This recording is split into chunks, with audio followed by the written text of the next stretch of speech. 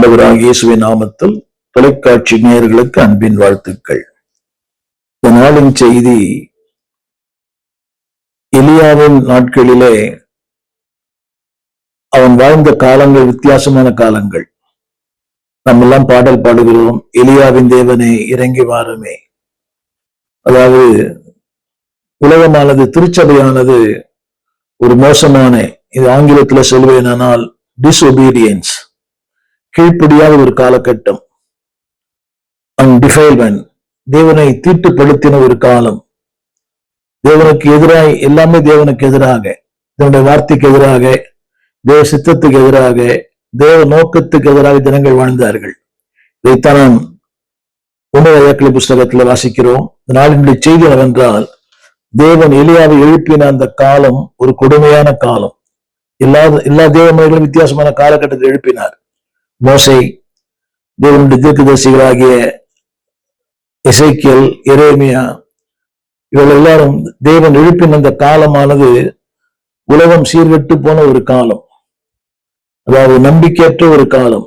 வேதம் சொல்கிறது, அவனவன் தன் தன் பார்வைக்கு நலமானதை செய்தான். ஏசாயால வாசிக்கிறோம், அவன் எல்லாரும் வேகமாய் வழி தப்பி போனார்கள். அப்படி வழி தப்பி போன ஒரு காலகட்டத்திலே தான் ஆண்டவர் எலியாவை எழுப்பினார். எலியாவின் வாழ்ந்த காலங்களை குறித்து உங்களோட நான் பகிர்ந்து கொள்ளும்படி விரும்புகிறேன். இதே காலகட்டத்தை இன்னைக்கு நாம் வாழ்கிறோம். நாம் வசிக்கிற இந்த நம்முடைய பிறந்த இந்தியாவிலே இன்றைக்கு எலியாவின் நாட்களில் என்ன நடந்ததோ அதே நடந்தது. இன்னொரு செய்தியுடைய இன்னொரு பக்கம் என்னவென்றால், எலியாவின் நாட்களில் இதெல்லாம் அன்றைக்கு தேவனுடைய வார்த்தை நிறைவேறிற்றோ அதே வார்த்தை நம்முடைய நாட்டில் நிச்சயமாய் நிறைவேறும் என்பதில் சந்தேகமே இல்லை. எலியாவின் காலத்தில் நடந்த சில சம்பவங்கள், எலியாவின் காலத்திலே தேவன் செய்த மகத்தான கிரியைகள், இந்த ரெண்டையும் கூட ஒப்பிட்டு நான் பேச விரும்புகிறேன். எலியா வாழ்ந்த காலம், முதலாவதாக டைம் ஆஃப் டிபார்ச்சர். தேவன் அறிந்தவர்கள், தேவ நன்மைகளை பெற்றவர்கள், தேவனுடைய நன்மை ருசி பார்த்தவர்கள். ஆனால் ஒரு காலகட்டத்தில யாரெல்லாம் தேவ நன்மைகளை பெற்றார்களோ அவர்கள் எல்லாம் தேவன் விலகி போனார்கள். ஐந்து குறிப்புகளை நான் சொல்லிவிட்டு சிறுக்குள்ளே கடந்து போகிறேன். A time of departure, தேவனை விட்டு விலகி போன காலங்கள். இரண்டாவது, A time of division, இன்றைக்கு இருக்கிற அதே பிரிவினைகள் அன்றைக்கும் இருந்தது. A time of division, தேவனுடைய பிள்ளைகள் மத்தியில பிரிவினைகள் இன்றைக்கும் இருக்கிறது. ஜாதி, உயர்ந்தவன் தாழ்ந்தவன், அந்த ஊரை குறித்த there are some divisions. மூன்றாவது குறிப்பு சொல்ல விரும்புகிறேன், டிமாரலைசேஷன், ஒழுங்கீனமான ஒரு வாழ்க்கை, தறிக்கிட்டு போன வாழ்க்கை, அர்த்தமில்லாத வாழ்க்கை. அதைத்தான் டிமாரலைசேஷன் சொல்லும் போது ஒழுக்கம் இல்லாத வாழ்க்கை. இன்றைக்கு அதைத்தான் பார்க்கிறோம். நாள்தோறும் நம்முடைய செய்திகளை வாசிக்கிறோம். கள்ள உறவுகள், கணவன் கொலை, மனைவி கொலை, அது இல்லாத நாட்களே இல்லை. கூலிப்படை வைத்து கணவனை கொலை செய்வது, கூலிப்படை வைத்து மனைவியை கொலை செய்வது, கூலிப்படை வைத்து இன்னைக்கு பெற்றோர்களை கொலை செய்வது, இதெல்லாம் இன்றைக்கு நடந்து கொண்டே இருக்கிறது. டிமாரலைசேஷன், ஒழுங்கீனமான வாழ்க்கை. சொல்லுகிறேன், டிஸ்ஒபீடியன்ஸ், அவன் வாழ்ந்த காலம், தேவன் அவரை உருவாக்கின அந்த நேரம், a time of disobedience, எல்லாமே டீல ஆரம்பிக்கும். கீழ்ப்படியாத காலம் அன்றைக்கும் இருந்தது, இன்றைக்கும் இருக்கிறது. கடைசியா சொல்ல விரும்புகிறேன், அதாவது இது கொஞ்சம் கடினமான வார்த்தை, எதிர்ப்பின் ஒரு காலம், முரண்பாடான காலம். அங்கே சொல்லப்பட்ட வார்த்தை டிஃபியன்ஸ் என்ற வார்த்தை. அதனுடைய கருப்பொருள் என்னவென்றால் எதிர்ப்பு, மீறுதல், எதிர்வினை ஆற்றுதல். அப்படிப்பட்ட காலத்தில் தான் தேவ ஜனங்கள் அப்படி வாழ்ந்தார். நான் சொல்வது எல்லாமே தேவ ஜனங்களுடைய வாழ்க்கை. Number 1, departure from the living God, ஜீவனுள்ள தேவனை விட்டு அவர்கள் விலகி வாழ்ந்தார்கள். வாசிக்கிறேன், கேளுங்கள். 1 ராஜாக்கள் புஸ்தகம் 12ஆம் அதிகாரம் 28ஆம் வசனம். 1 ராஜாக்கள் 12:28. அந்த வார்த்தை இப்படி சொல்லுகிறது. 1 ராஜாக்கள் 12:28. ஆகையால் ராஜாவானவன் யோசனை பண்ணி பொன்னினால் 2 கன்றுக்குட்டிகளை உண்டாக்கி. கவனியுங்கள், தேவனால் அழைக்கப்பட்டவன், தேவன் அபிஷேகம் பண்ணப்பட்டவன், departure from the ways of God. அன்றைக்கு வாசிக்கிறேன். அதாவது ராஜாவானவன் யோசனை பண்ணி பொன்னினால் 2 கன்றுக்குட்டிகளை உண்டாக்கி ஜனங்களை பார்த்து, நீங்கள் எருசலேமுக்கு போகிறது என்ன? உங்களுக்கு வருத்தம். இஸ்ரவேலரே, இதோ இவைகள் உங்களை எகிப்து தேசத்திலிருந்து வரப்பண்ணின உங்கள் தெய்வம் என்று சொல்லி.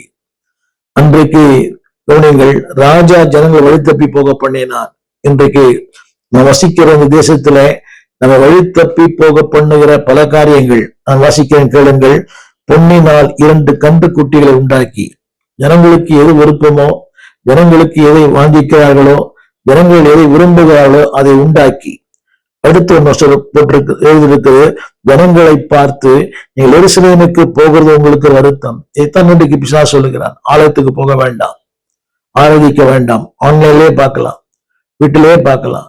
இது ஆலயத்துக்கு போய் தான் பார்க்கணுமா? உங்க வீடுகளை கர்த்தரை ஆராதிக்கலாம்.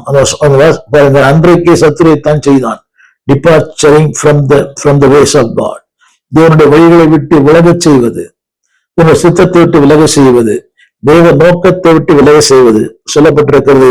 நீங்கள் எருசலேமுக்கு போகிறது உங்களுக்கு வருத்தம். இன்றைக்கு சத்துரு சொல்லுகிறதுதான். அன்பு பிள்ளையே, திருமறை சொல்லுகிறது, கண்ட இடங்களிலே உங்களுடைய பலிகளை செலுத்த வேண்டாம். தேவன் உங்களை எங்கே வைத்திருக்கிறாரோ, எங்கே உங்களை ரட்சித்தாரோ, எங்கே உங்களை தேவன் வைத்திருக்கிறாரோ அந்த இடத்துல இருங்கள். நான் ஆரம்பத்துல சொல்லியிருக்கிறேன், நானும் ஒரு திருச்சபையில 16 ஆண்டுகள் அங்கிருந்தேன். கடினம்தான், அங்கே வாய்ப்பில்லை, பிரசங்கிக்க வாய்ப்பில்லை, அங்கே முன்னுரிமைகள் கிடையாது. ஏதோ போகிறது வருகிறது. ஆனால் ஒன்று தெரியும், தேவன் அங்கே நம்மை வைத்தார். தேவன் எங்கே வைத்தார் அந்த இடத்துல கண்ட இடங்களிலே உடைய பலிகளை செலுத்த வேண்டாம். தசமபாகம் காணிக்க கூட நீங்கள் எங்கே திருவிழந்து எடுக்கிறீர்களோ அங்கே அந்த வசனத்தை சொல்லப்பட்டிருக்கிறது. நீங்கள் எருசலேமுக்கு போகிறது என்ன? அது உங்களுக்கு வருத்தம். இஸ்ரவேலரே, அந்த வார்த்தை கவனிங்கள். நீங்கள் உங்கள் எகிப்து தேசத்திலிருந்து வர பண்ணின உங்கள் தேவர்கள் இவர்கள் தான். மாய்மாலமான, வஞ்சனையான, இன்றைக்கு is a cunning trick played by the devil. அன்னைக்கு ராஜா சொல்லுகிறான், இதோ நீங்கள் விரும்புகிற தெய்வங்கள். அதாவது ஜனங்களை வழி தப்பி போக பண்ணுகிற பல சத்தியங்கள் இன்றைக்கும் இருக்கிறது. செவித்தின உள்ள செழிப்பான வீடு வாசல் மேல்மையான. இன்னொரு வசனத்தை வாசிக்கிற 5ஆம் அதிகாரம் 30ஆம் வசனம். அன்றைக்கு ராஜா சொன்ன வார்த்தை, ராஜாவானவன் அவன் ராஜாவான பின்பு அவன் எரோபியாமின் வீட்டாரை எல்லாம் வெட்டி போட்டான். இந்த வருஷத்தினுடைய கருத்து என்னவென்றால், வாழும் காலம் வரை ஆண்டவர் தேவை. வசதி வந்த பிறகு, வாய்ப்புகள் வந்த பிறகு ஊழியங்களிலே பார்க்கிறோம். அதாவது தங்களுடைய ஆரம்ப நாட்களில கீழ்ப்பணிந்திருக்கிறார்கள். விசுவாசிகள் கூட, ஊழியர்கள் கூட அந்த போதகருக்கு, அந்த தலைவருக்கு கீழ்ப்பணிந்திருக்கிறார்கள். ஒரு குறிப்பிட்ட காலம் முடிந்த உடனே அடுத்த வாசலுகிறது, அவன் வீட்டாரை எல்லாம் வெட்டி போட்டான். அடுத்த வாசனம் போட்டிருக்கிறது, அவன் யாரையும் அழிக்காமல் விடவில்லை. இது உங்களுக்கு புரிய வைக்கிறேன். அதாவது அவன் எலியா வாழ்ந்த காலம், எலியாவின் வாழ்ந்த காலம், people they were departed from God. இந்த வழிகளை விட்டு அன்றைக்கும் கவனிங்கள், இன்றைக்கு இருக்க நயவசனிப்பு அன்னைக்கும் இருந்தது. வஞ்சனையான வார்த்தைகள். நான் ஆரம்பத்தில் படித்தது போல, நீங்கள் எருசலேமுக்கு போக வேண்டாம், இங்கேயே தொழுது கொள்ளலாம். இதைத்தான் பாவம்னு சொன்னான். இதைத்தான் அந்த ராஜாவும் சொன்னான், எரோபியாமும் சொல்லிதான் சொன்னான். நீங்கள் அதாவது இன்றைக்கு ஆவிக்குரிய திருச்சபைகளை கூட இன்னைக்கு எல்லா இடத்துக்கும் நடக்கிறது. ஜனங்களை வழி தப்பி போக பண்ணுகிற மீட்பு நிறைய பேர் இருக்கிறாங்க. எல்லா சபைகளிலுமே, நிறைய சபைகள்ல இன்னைக்கு வழி தப்பி போக பண்ணுகிற, அதாவது ஜனங்களுக்கு விருப்பமான, இதைத்தான் வேதம் சொல்கிறது, செவித்தினுள்ள போதர்களை தங்களுக்கு திரளாய் சேர்த்துக் கொண்டு. ஜனங்கள் அப்படித்தான் விரும்புகிறாள். செவித்தினுள்ள போதர்களை தங்களுக்கு திரளாய் சேர்த்துக் கொண்டு. என் அன்பு தேவ பிள்ளைகளே, செவித்தினுள்ள போதர்களுக்கு வேண்டாம், தேவன் விரும்புகிற போதர்களோடு கூட இணைந்திருங்கள். செவித்தின் உள்ள போதல் அல்ல. என்னோட முதல் குறிப்பு என்னவென்றால், departuring from the ways of God. கர்த்தருடைய அந்த கைகளை விட்டு, கர்த்தருடைய வழிகளை விட்டு. அந்த 15ஆம் அதிகாரம் 34ஆம் வசனம் கூட சொல்லுகிறது, அதாவது அவன் அநேகரை பாவம் செய்ய பண்ணினான், இஸ்ரவேலை பாவம் செய்ய பண்ணினான். அந்த செய்ய பண்ணின் மட்டுமல்ல, அந்த பாவத்தில் நடந்தான். இன்றைக்கு நான் வாழ்கிற ஒரு காலம், என் அன்பு தேவ பிள்ளைகளே, எங்கு பார்த்தாலும் இன்றைக்கு ஆவிக்குரிய மக்கள் கூட வழி தப்பி போகிற காலம். என்னோட முதல் குறிப்பு என்னவென்றால், departuring the ways of God, departuring from the living God. ஜீவனுள்ள தேவனை விட்டு விலகுவதற்கான எத்தனையோ காரியங்கள். எனவேதான் அடிக்கடி திருமறை சொல்லுகிறது, ஜீவனுள்ள தேவனுடைய தேவன் விட்டு போவதற்கு இடத்துல என்ன அநியாயத்தை கண்டீர்கள். அப்படிப்பட்ட காலத்துலதான் தேவன் எலியாவை எழுப்பினார். இப்படி சொன்னா உங்களுக்கு புரியும். தேவன் எலியாவை எழுப்பின காலம் ஒரு மாறுபாடான அழிந்து போகிற ஒரு காலகட்டத்திலே தேவன் எலியாவை எழுப்பினார். உங்களை என்னையும் அப்படிதான் தேவன் எழுப்பியிருக்கிறார். The time of disobedience, அதாவது டிபார்ச்சரிங், தேவனை விட்டு விலகி போகிற ஒரு காலத்துல ஜனங்கள் வசிக்கிறார்கள். அன்றை விட இந்த நாட்களிலே அதிகமான வசதிகள், வாய்ப்புகள். என் அன்பு ஊழியர்களே, இது உங்களுக்காகத்தான் இந்த வார்த்தை திரும்ப திரும்ப சொல்லுகிறேன். எனவே தேவனை விட்டு விலகுவதற்கான எந்த சாத்தியங்கள் உங்களுக்கு இருக்குமானால் அன்பு கூர்ந்து தேவன் பக்கம் திரும்புங்கள். முதலாவது சொன்னேன் தி டிபார்ச்சரிங். இரண்டாவது சொல்ல விரும்புகிறேன் தி டிவிஷன்ஸ். அன்றைக்கும் அந்த நாட்களிலே, அந்த காலங்களிலே பிரிவினைகள் இருந்தது. ஊழியர்களுக்கு, ராஜாக்களுக்குள்ளே வாசிக்கிறேன் கேளுங்கள். ஒன்று ராஜாக்களின் புஸ்தகம் 12ஆம் அதிகாரம் 12ஆம் அதிகாரம் 16ஆம் வசனம். ராஜா தங்களுக்கு செய்யக்கூடாததை இஸ்ரவேல் எல்லாரும் கண்ட போது, பாருங்கள், ராஜா தங்களுக்கு செவிக்கூடா இஸ்ரவேல் கண்ட போது ஜனங்கள் ராஜாவுக்கு மறு உத்தரவாக, தாவீது எங்களுக்கு பங்கு ஏது? நல்லா கேட்க வேண்டும். ஊழியக்காரர்களுக்கு செவி கொடுக்காத மக்கள் எங்கள் இருக்கிறார்கள். எங்கள் ஊழியக்காரன் தேவையில்லை, எங்களுக்கு யாருமே தேவையில்லை, நாங்களே ஆராதிப்போம், நாங்களே பிரசங்கம் பண்ணுவோம். அன்றைக்கு சொன்ன வார்த்தை, தாவீதோடு எங்களுக்கு பங்கு ஏது? ஈசாயின் குமாரிடத்தில் எங்களுக்கு சுதந்திரம் இல்லை. கூர்ந்து கவனிக்க அன்பா கேட்கிறேன். அன்றைக்கு மக்களுக்கு அந்த ஈகோ, இந்த செல்பிஷ், நான், என் ஆளுகை, இன்றைக்கு அதிகமான சபைகள் பெருகி இருக்கிறது. நல்லதுதான். ஆனால் அது பெருக்கம் என்று சொல்லுகிற பிரிவினைகள் அவருக்கு வாய்ப்பு தரவில்லை. அவருக்கு பாட வாய்ப்பு தரவில்லை, பிரசங்கிக்க வாய்ப்பு தரவில்லை, அங்கே அவருக்கு முன்னுரிமை கொடுக்கப்படவில்லை.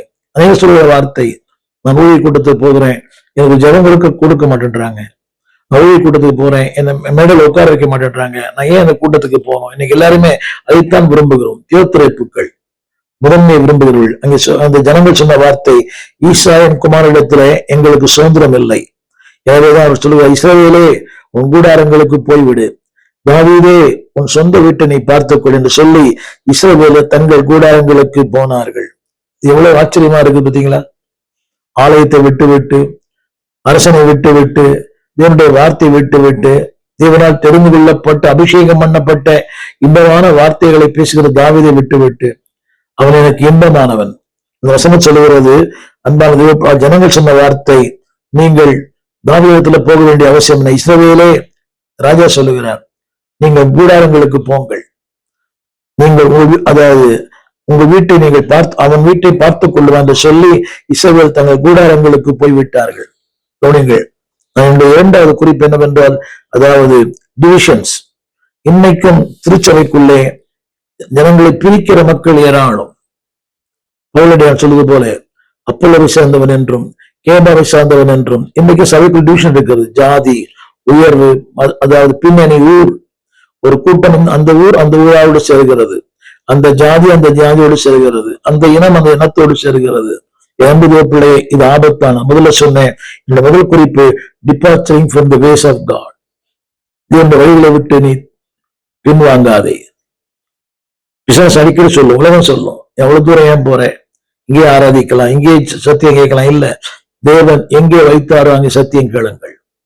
தூரமா இருக்கலாம், தூரமா இருந்தாலும் ஆண்டவர்களை வைத்த இடத்துல இருங்கள். கர்த்தர் உங்களை ஒரு நாள் பயன்படுத்துவார், உங்களை மிகப்பெரிய எலியாவாய் மாற்றுவார். என்னுடைய இரண்டாவது குறிப்பு, அதாவது டிவிஷன்ஸ் அமாங் தி பீப்புள். அன்றைக்கும் ஜனங்களுக்குள்ளே பிரிவினை ஆகியிருந்தது, இன்றைக்கும் இருக்கிறது. நீங்கள் எவ்வளவு பெரிய மெகாசபையில் எடுத்துக்கொண்டாலும் போதுவருக்கு ஒரு கூட்டம் இருக்கும், உதவி போதுவருக்கு ஒரு கூட்டம் இருக்கும், ஆராதிக்கிறவருக்கு ஒரு கூட்டம் இருக்கும், அந்த வீடியோ ஆடியோ பண்றவருக்கு ஒரு கூட்டம் இருக்கும். ஆலயம் முடிந்து பிற பாருங்களேன், ஆங்காங்கே சிறு சிறு கூட்டங்களாய். அது ஜெபித்தா பரவாயில்லை. ஆலயத்துல 1 மணி நேரம், ஒரு 5 மணி உட்காருவது அவங்களுக்கு கடினம். தெரு முனைகளிலே, அந்த வீதிகளிலே, டீ கடையிலும் 2 மணி நேரம் உட்கார்ந்து பேசுறாங்க. சபைக்கு போகிறவர்கள், divisions among the search people.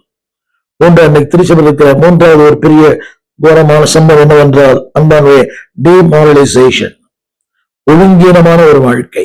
வாசிக்கிறேன் கேளுங்கள். அந்த வசனம் 1 யாக்கோபு புஸ்தகம் 16ஆம் அதிகாரம் 30ஆம் வசனம். உம்ரியின் குமாரனாகிய ஆகாப் தனக்கு முன்னிருந்து எல்லாரை பார்க்கிலும் கர்த்தரின் பார்வைக்கு பொல்லாப்பானதை செய்தான்.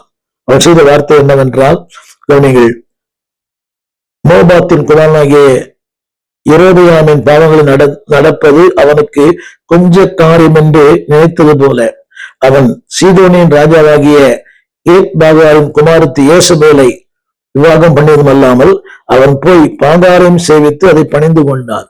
மீட்கப்பட்ட ஒருவன், ஆண்டவரை அறிந்த ஒருவன்.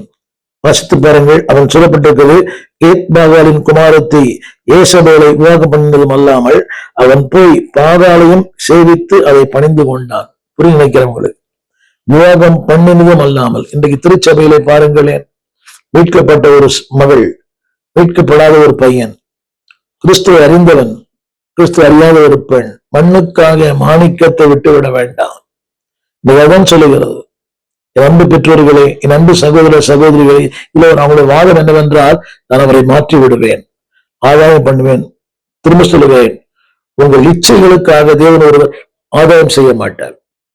உங்கள் இச்சை நிறைவேற்ற விரும்புறீங்க, உங்கள் மாமிசத்தின் அவயவங்கள் போர் செய்கிறது, இதையெல்லாம் தேவன் தனக்கு சாதமாக்கி கொள்ள மாட்டார்.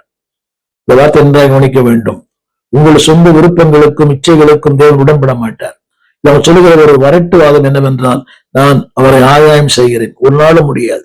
இந்த 55 ஆண்டுகளிலே பார்த்தேன். அப்படி விவாகம் பண்ணின ஒருவன், விவாகம் பண்ணின ஒருத்தி இதுவரையும் யாரையும் ஆதாயம் செய்ததாக இல்லை. ஒருவேளை 1001 இருக்கலாம்,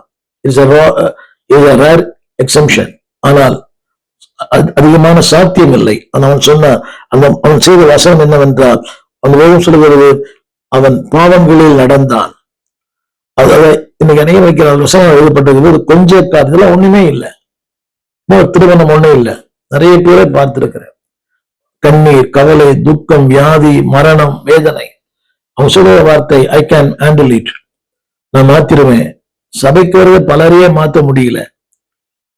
என் அன்பு தேவ பிள்ளைகளே, மிகுந்த ஜாக்கிரதையோடு மிகுந்த ஜபத்தோடு ஒரு வாழ்க்கையை தீர்மானியுங்கள். கண்ணின் காட்சிகள், இதயத்தின் தோற்றங்கள் உங்களை அதை டிஸ்ட்ராக்ட் பண்ணிடும். அது சொல்லப்பட்டிருக்கிறது, இது கொஞ்ச காரியம். அந்த வார்த்தை இது கொஞ்ச காரியம்.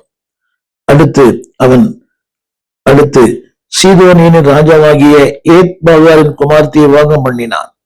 அது மட்டுமல்ல, பாகாலை சேவித்தான், அதை பணிந்து கொண்டான். 16:32 உணரஜாக்கள். சமாரியாவிலே கட்டின பாகாலின் கோவிலே பாகாலுக்கு பலிபீடத்தை எடுப்பித்தான். இவள் யார் தெரியுமா? கர்த்தரை அறிந்தவர்கள். அன்பு தேவ பிள்ளையே, எனவேதான் வேதம் அடிக்கடி சொல்கிறது, அந்நிய முகத்திலே அவிசுவாசியோடு பிணைக்கப்படாதிருப்பீர்களாக. இன்றைக்கு ஏன் குடும்பத்துல இந்த வியாதி? இந்த குடும்பங்களில் பெரிய சாபத்தை பார்க்கிறோம். தீராத வியாதி, தீராத மரணங்கள், ஒன்றன் பின் ஒன்றாக. இது திரும்ப ஒரு குடும்பத்துல 6 பிள்ளைகள் தொடர்ந்து மரித்துக் கொண்டே இருந்தார்கள். தேவனுடைய மிகப்பெரிய ஒரு வேதனை. என் அன்பு தேவ பிள்ளைகளே, தேவனை வேதனைப்படுத்தாதீங்க, உங்க ஊழியக்கார வேதனைப்படுத்தாதீங்க, ஆவியான வேதனைப்படுத்தாதீங்க. அதனுடைய விளைவு என்னவென்றால், வேதம் சொல்லுகிறது, உணரஜாக்கள் 16:33, ஒரு விக்கிரகத்தோப்பு உண்டு பண்ணினான்.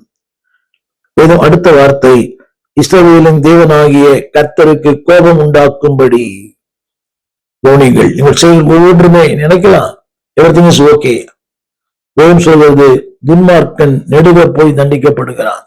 அந்த வார்த்தை சொல்லப்பட்டிருக்கிறது, தனக்கு முன்னிருந்த எல்லா ராஜாக்களை செய்ததை பார்க்கலும் அதிகமாய் செய்தான்.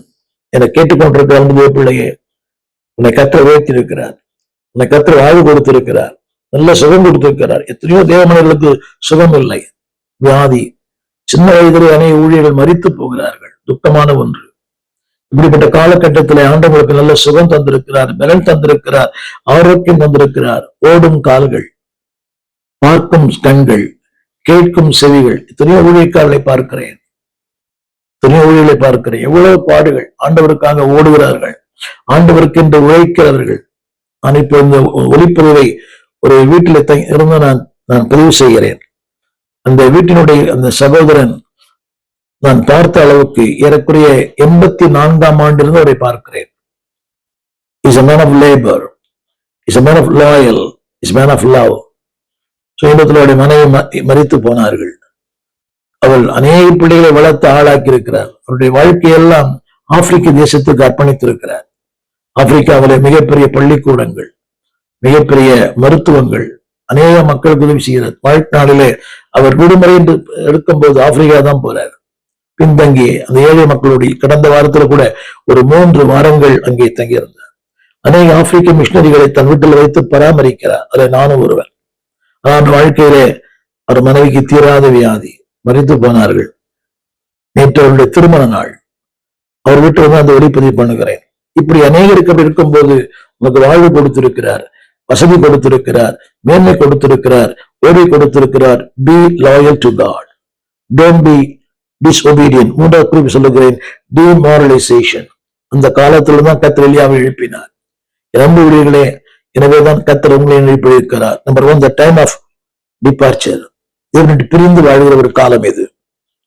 அன்னைக்கு இருந்த பக்தி இன்னைக்கு இல்லையே, அன்னைக்கு இருந்த அர்ப்பணம் இன்னைக்கு இல்லையே, அன்னைக்கு இருந்த ஊழியங்கள் இன்னைக்கு இல்லையே. இவ்வளவு பெரிய வேதனை. இரண்டாவது குறிப்பு சொல்ல விரும்புகிறேன், அதாவது டிவிஷன்ஸ், பிரிவினைய நாவிகள். அவரவருக்கு ஒரு கூட்டம், பாடுகிறவருக்கு கூட்டம், இசைக்கறி வாசிக்கிறவருக்கு ஒரு கூட்டம். அங்கே அதுதான் இன்னைக்கு அதிகமா ஓடுது இன்னைக்கு. மூன்றாவது குறிப்பு, அதாவது டிஸ்ஒபீடியன்ஸ். தேவனுக்கு கீழ்ப்படியாத ஒரு காலகட்டத்தில் தேவன் எலியாவை எழுப்பினார். வாசிக்கிற கேளுங்கள். 1 ராஜாக்கள் புஸ்தகம் 16ஆம் அதிகாரம் 31ஆம் வசனம். எல்லாமே 1 ராஜாக்கள் 12, 16.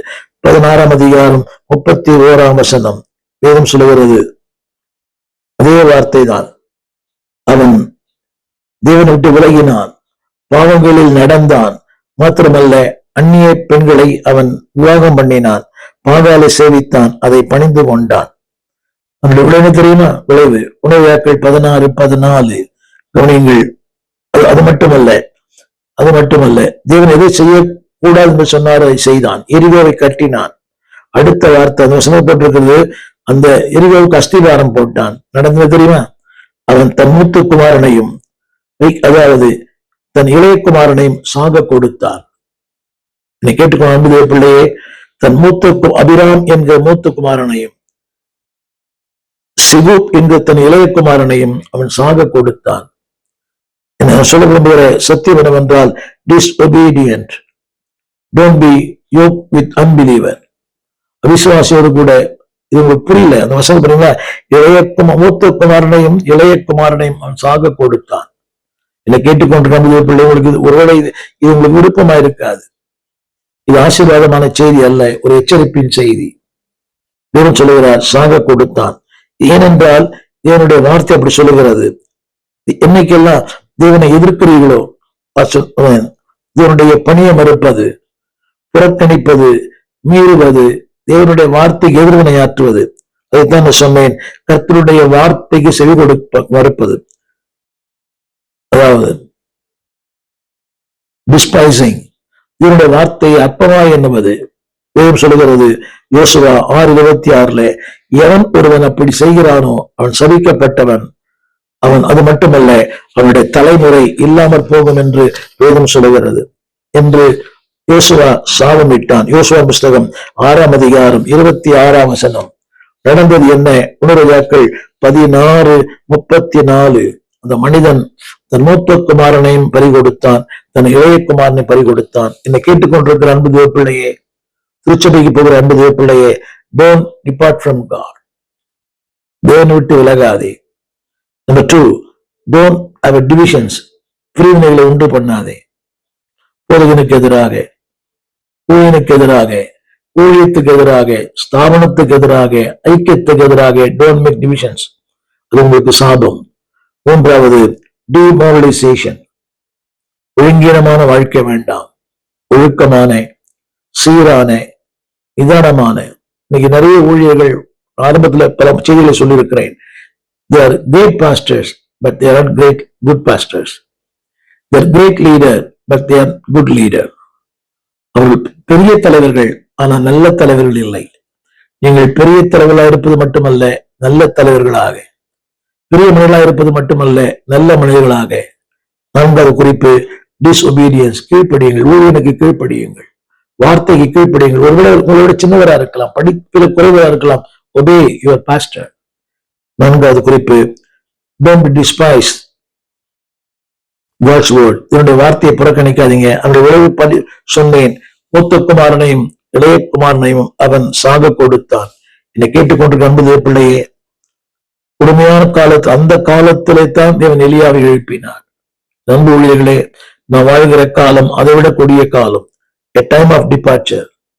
a time of disobedience, a time of divisions, a time of demoralization, a time of despise. இன்னைக்கு அப்பமா என்னங்கிற ஊழியக்கால் எவ்வளவு அப்பமா என்றாங்க தெரியுமா? இன்னைக்கு பாவம் ஊழியர்கள் அப்பமா என்னங்கிற மக்கள் யாராவது இருக்கிறாங்க. அவரை கனம் பண்றதே கிடையாது. ஒரு சகோதரர் அன்னைக்கு ஒரு திருமண அழைப்பு கொடுக்கிறார். நான் கேட்டேன், அதுல அதாவது அவர் கொடுக்க முடியும் நினைச்சேன், அது புரூப்பாக்கு கொடுக்கிறாரு நினைச்சேன். இல்ல பாஸ்டர், இது அழைப்புகள், அதுல என் பேரை போடல, என்னுடைய விசுவாசி தான். நான் சொன்னேன், அந்த நாள் நான் இங்கே சென்னையில இல்லையே. பரவாயில்ல பாஸ்டர், பரவாயில்ல, இருந்தா வாங்க, இல்லைன்னா பரவாயில்ல. யோசித்து பாருங்க, திருச்சபையிலே திருவம் எடுக்கிறவர், அப்படின்னா அவருக்கு பல தொடர்புகள் இருக்கிறது, பல ஊழியர்கள் அவருக்கு தொடர்பு இருக்கிறது. டிஸ்பைசிங் த பாஸ்டர். நான் கேட்டேன், இந்த நாள்ல வச்சிருக்கிறீங்களே, என்ன கேட்கவே இல்லையே. இல்ல, அந்த நாள்லதான் மண்டபம் ஃப்ரீயா இருக்குது. பரவாயில்ல, நீங்க பாருங்க, பரவாயில்ல, நீங்க பாருங்க. Don't despise your pastor, don't disobey your search. அந்த ஆரம்பத்து பசங்க, டோன்ட் மேக் டிவிஷன்ஸ். அவருடைய நிலைகளை உங்களுக்கு சொன்னேன், நான் சொல்ல விரும்பவில்லை. வாசித்து பாருங்கள், 1 ராஜாக்கள் 16:34. இது சொல்ல விரும்பவில்லை. 1 ராஜாக்கள் 16:34. அவன் நாட்களிலே he lost everything. இதை கேட்டுக்கொண்டு நம்புகிற பிள்ளையே, அப்படிப்பட்ட ஒரு ஆபத்தான காலத்திலே கர்த்தர் எலியா எழுப்பினார். உங்களை எழுப்பி இருக்கிறார். நீ விசுவாசியா இருக்கலாம். ஏன் தெரியுமா? ஜனங்களை வழி நடத்த, ஜனங்களை சரியான பாதை நடத்த, உங்கள் பிள்ளைகளை நடத்த, உங்கள் குடும்பத்தை நடத்த, உங்கள் சொந்தங்களை நடத்த, உங்கள் உறவுகளை நடத்த. திரும்ப சொல்லுவேன், டோன்ட் டிஸ்பைஸ். எதிரினை ஆற்ற வேண்டாம், மறுக்க வேண்டாம், புறக்கணிக்க வேண்டாம், மீற வேண்டாம். கீழ்ப்படியுங்கள். வாழ்விலே வெற்றியும் செழிப்பையும் வளத்தையும் பெற்றுக் கொள்வீர்கள். உங்களுக்காக ஜெபிக்க விரும்புகிறேன். ஜெபிப்போம். வானத்தையும் பூமியையும் படைத்த நல்ல ஆண்டவரே, இந்த அருமையான வேலைக்காக நன்றியோடு உம்மை துதிக்கிறோம். ஒரு எலியா வாழ்ந்த காலங்கள் ஒரு கொடுமையான காலங்கள். இதைத்தான் திருமலையில வாசிக்கிறோம். கடைசி காலங்களிலே கொடிய காலங்கள் வரும் என்று அறிவாயாக. இந்த கொடிய காலத்துல கீழ்ப்படுகிறவர்களாய், தேவன் நேசிக்கிறவர்களாய், ஆண்டவரே, பிரிவினைகளுக்கு அப்பாற்பட்டவர்களாய், not make divisions, not disobedience, not defamation, ஒழுங்கினமான வாழ்க்கை அல்ல, ஒரு ஒழுங்கான வாழ்க்கையை வாழ உதவி செய்யும். விசேஷமாக ஊழியர்களாகிய எங்களுக்காக ஜெபிக்கிறோம். எலியாவை எழுப்பின அதே தேவன் இந்த காலத்தில் எழுப்பியிருக்கிறீர் ஆண்டவரே. எங்கு பார்த்தாலும் பிரிவினையின் ஆவிகள், எங்கு பார்த்தாலும் ஆண்டவரே இந்த ஒழுக்கக்கேடான வாழ்க்கைகள். இன்னைக்கு ராஜா சொன்னான், எருசலேமுக்கு போக வேண்டாம், இங்கேயே வாருங்கள். அதாவது departuring from the ways of God, கர்த்தரை விட்டு வழி விலகி போக பண்ணுகிற ஏராளமான செய்திகளை நாங்கள் இந்த ஊடகத்திலே பார்க்கிறோம். அவரோடு பேசுங்க ஆண்டவரே. கர்த்தரை விட்டு வழி விலகி போகிற நிலைமை வேண்டாம். அதனுடைய விளைவு என்னவென்றால், தன் மூத்த குமாரனையும் இளைய குமாரனையும் அவன் சாக கொடுத்தான். எச்சரிப்பின் வார்த்தை உங்களோடு கூட பேசட்டும், இடைபெறட்டும். கீழ்ப்படுகிறவர்களாய், அர்ப்பணிக்கிறவர்களாய், தேவன் எதிர்பார்க்கிற நன்மைகளுக்கு சொந்தக்காரராய், அந்த ஒரு அவிசுவாசத்தோடு இணைக்கப்படாதபடி ஆண்டவரே எங்கள் வாழ்க்கையை நாங்கள் சீர்தூக்கி பார்த்து, தேவன் விரும்புகிற வாழ்க்கை, தேவன் எதிர்பார்க்கிற வாழ்க்கை, தேவனுக்கு பிரியமான வாழ்க்கை வாழ எங்களை அர்ப்பணிக்கிறோம். உடைய கரத்துல எங்களை தாழ்த்துகிறோம். உடைய நாமத்தை மையப்படுத்தும். ஆண்டவர் இயேசுவின் நாமத்தில் நல்ல பிதாவே, ஆமென். அன்பான தேவ பிள்ளைகளே, don't make divisions, don't disobey, don't demoralization. ஆண்டவருக்கு கீழ்ப்படியுங்கள். உங்களை கர்த்தர் உயர்த்துவார். God bless you. இந்த செய்தி உங்களுக்கு ஆசமா இருக்குமேயானால் எங்களோடு தொடர்பு கொள்ளுங்கள். உங்களுடைய யூடியூப் சேனலை இதுவரைக்கும் சப்ஸ்கிரைப் பண்ணாவிட்டால் சப்ஸ்கிரைப் பண்ணுங்க. எங்கள் விலாசம் போதகர் ஸ்டீபன் தேவகுமார், திறந்த வாசல் சபை, நம்பர் 65, பரமானந்த தெரு, 7 கிணறு, சென்னை 600001. தொடர்புக்கு 9841839287. மேலும் 044431833330. எங்கள் மின்னஞ்சல் stephen.opendoor@gmail.com. எங்கள் தேவ செய்திகளை யூடியூப் சேனலில் பார்த்து பயனடையுங்கள். தேவன் உங்களை ஆசீர்வதிப்பாராக.